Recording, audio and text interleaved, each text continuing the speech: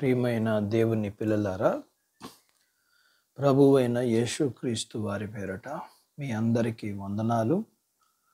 ప్రభు వారి పేరట మీ అందరికీ శుభములు, దీవెనలు కలుగునుగాక. ఈ ఉదయకాలం పరిశుద్ధ గ్రంథం నుండి దేవుని వాక్యాన్ని చదువుకుందాము.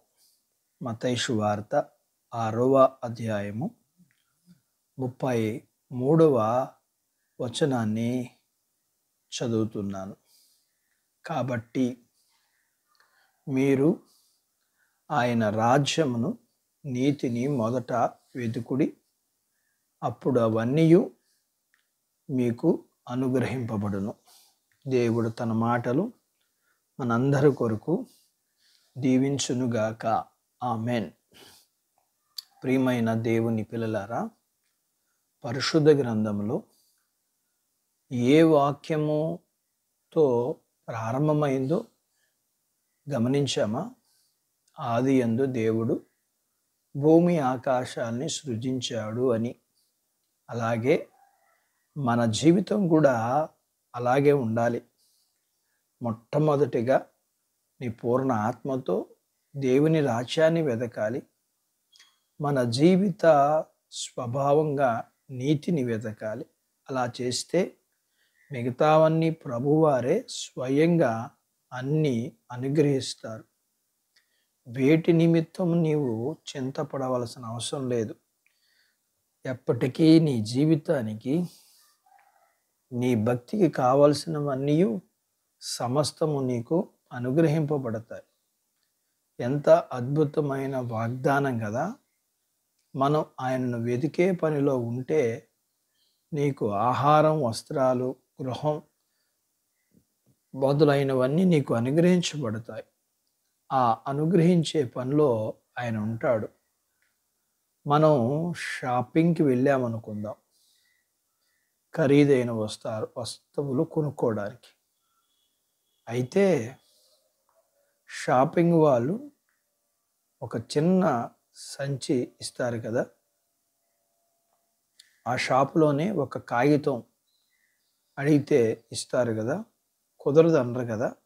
అలాగే మనకు తన పరలోక రాజ్యమే ఇచ్చిన దేవుడు కదా, మరి భూ సంబంధమైన వాటిని కూడా ఖచ్చితంగా ఉచితంగా ఇస్తాడు కదా.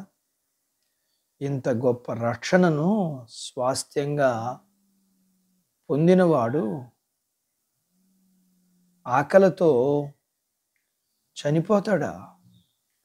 అలాగే దేవుని నీతిని తన వస్త్రంగా ధరించుకున్నవాడు ఆయన ఈ లోకములో దిగంబరిగా ఉంచుతాడా? నీ మనసులో ఆందోళన పరిచే చింతను, బాధను తీసివేసాయి. నీ మనసంతా ప్రభువుని వెతికే పనిలో ఉండేలా చూసుకో. నీ జీవితంలో దురాశ లేకుండా జాగ్రత్త పడు.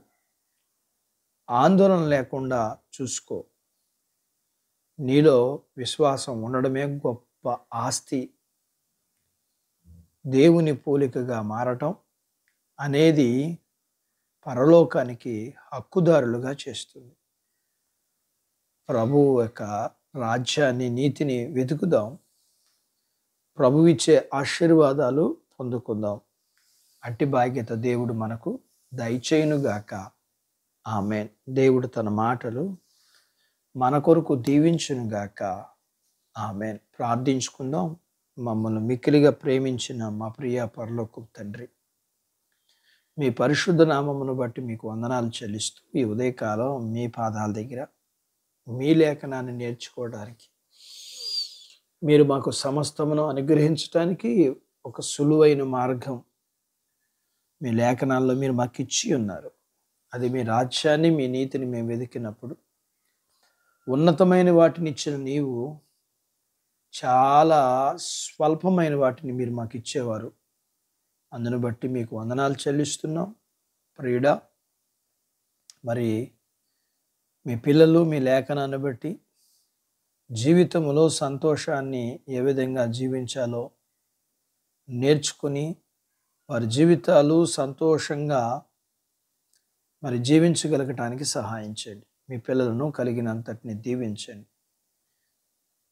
చిన్న బిడ్డలను, యవనస్తులను, వృద్ధులను, స్త్రీ పురుషులను దీవించండి. వారి చదువులు, ఆరోగ్యాలు, ఉద్యోగాలు, పొలాలు, పశువులను దీవించండి.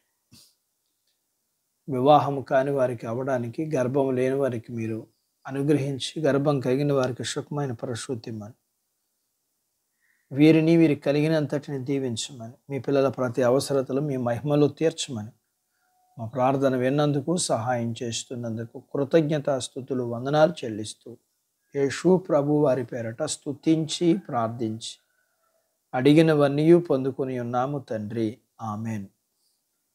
దేవుడు మిమ్మల్ని దీవించునుగాక. ఆమెన్.